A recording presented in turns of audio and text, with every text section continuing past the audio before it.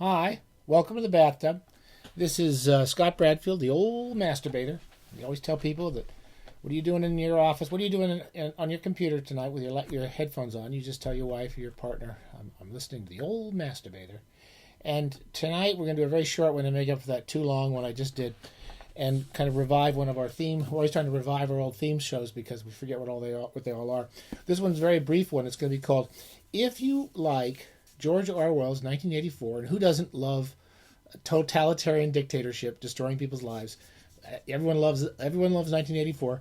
If you like George Orwell's 1984, then you might like. I have this weird edition, a book called We by Evgenii Zamiatin. Evgenii Zamiatin. Evgenii Zamiatin. And it's called We, and I think that's Muy. I think I studied a little Russian at one time. I'm not sure. Don't trust me on Russian, but trust me on books. I have this edition of We. It's by Bernard Gilbert Gurney, who was considered the cool Russian to English translator when I was a kid, and I bought this when I was 17 or 18. It's a collection of Russian literature, and it contains Gurney's translation of We, which is available probably more easily in other translations. But I do like this. I enjoyed this translation. Having said that, I do think his essays, I always thought Gurney's essays are incredibly perplexing. I didn't understand what he's talking about in many of these essays in the introduction. But he has a kind of a nice, snappy style. And I don't know whether it's adequate to Zamiatin, but it's easy to read. So very quickly, if you know 1984, it's a book I've talked about in the past, and I've grown to like more, particularly as I see how funny it is. And the arguments of 1984 were, in many ways, I think, clearly adapted from Orwell's reading of this book. He talks about he reviews We about 20 years after it was published. We was published in the 1920s. It was written in the 1920s by Zamiatin.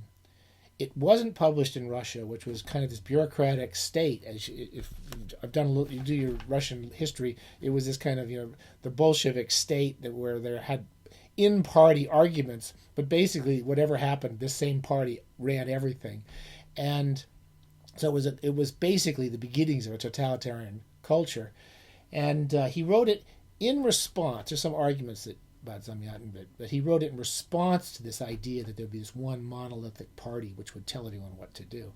And he sets up this science fictionist book, and he wrote it in the 20s. It was published in a few other languages. I want to say it was published in Czechoslovakia. I believe it was published in France. It was not published in Russian until many years later, and probably after Zamiatin died. Don't quote me on any of that. But it kind of started to develop a reputation, and I believe Orwell read the French version. I'm not sure. It was published in English, and he may have I can't remember now, but he does do a review. Orwell was actually a really good reviewer and a really good essayist, and he wrote about this book, and he found it really interesting, and he said a number of things which I still recall quite vividly when I read that review of his many years ago. One is, it's not a great book. We is not a great novel, but it's a very interesting novel. He compares it to a book which I've never really finished, which is Brave New World by Aldous Huxley, and suggests that Aldous Huxley gets a lot of ideas from We. But the kind of new ideas that start developing is it's kind of one of the first modern dystopian novels. What would happen if our culture is just completely turned into the Trump administration? What would the Trump administration be after 200 years? Maybe it's already what it is now, but still, what would happen in 200 years? And Zamiatin sort of pictures this sort of monolithic totalitarian culture hundreds of years into the future, and he posits that there's kind of the world has been reduced to sort of a rationality. We is all of us.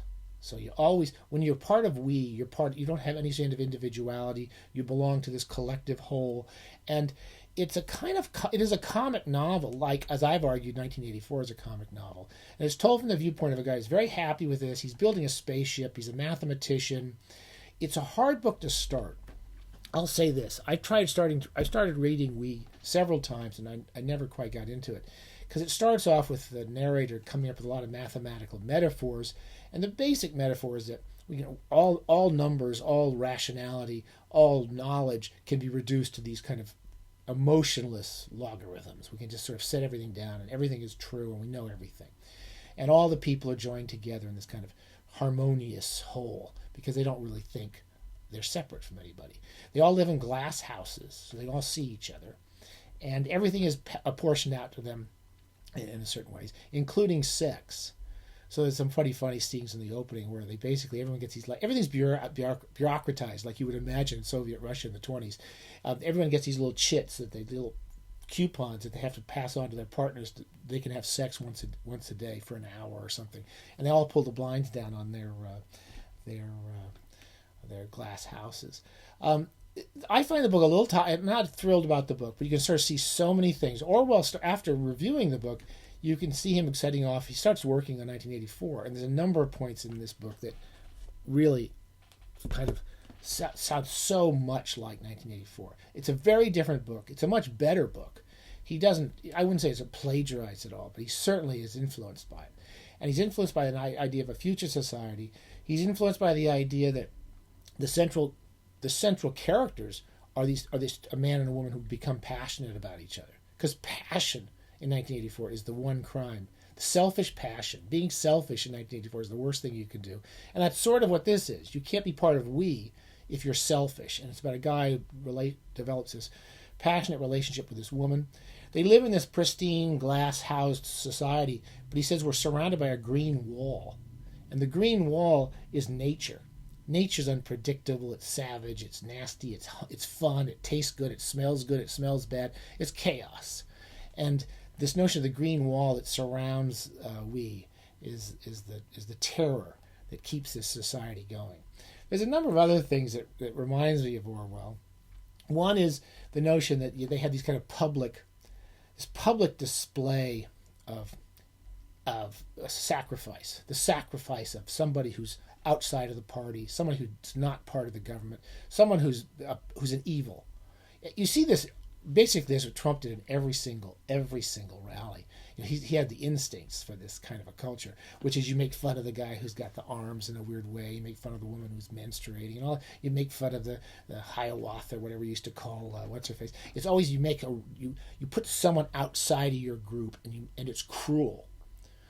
Orwell talks about that. I still remember that review, and you see that in We, and you see it in 1984. Is it's practicing cruelty on somebody. And that's what creates this kind of irrational, angry society. In Orwell, it's much better. It's a public hating. They just hate this Trotsky-like figure. But in they get some criminal out, and they basically train this machine on him, and they reduce him to just a puddle. They just reduce it to a puddle, this person.